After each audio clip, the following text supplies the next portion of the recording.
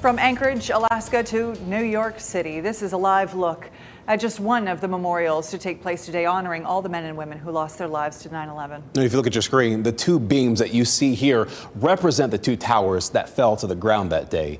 Eric Sean shows us how the nation came together to mark 22 years since the September 11 terrorist attacks. From a military base in Anchorage, Alaska, and all the way in New York City, I join you on this solemn day to renew our sacred vow. Never forget. Never forget. Bells tolling across the nation to mark 22 years since the terrorist attacks on September 11th. Nearly 3,000 people were killed when hijacked planes crashed at the World Trade Center, the Pentagon, and in Shanksville, Pennsylvania.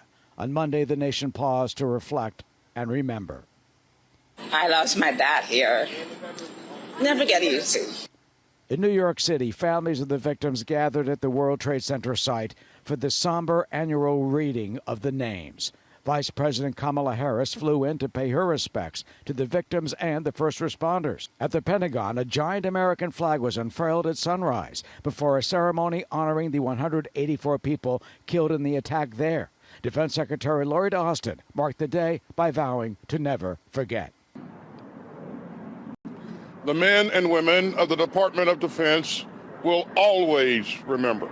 In Shanksville, prayers were read at the site where United Flight 93 crashed after passengers heroically tried to storm the cockpit. Hours later, Second Gentleman Doug Emhoff also laid a wreath at the Wall of Names. Meanwhile, First Lady Jill Biden marked the day by laying a wreath at the National 9/11 Pentagon Memorial.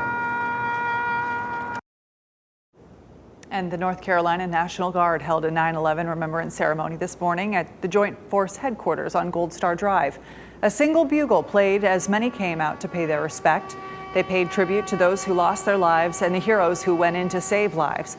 Governor Roy Cooper joined the National Guard in a wreath laying, hanging the wreath next to two uniforms which honor fallen servicemen. That day we learned more than we ever wanted to know about terror and shock and outrage. But we also learned about preparation. We learned about resilience. We learned about heroism from first responders and everyday people who ran toward the fire and chaos and death. Nearly 3,000 lives were lost on 9/11, including 343 firefighters.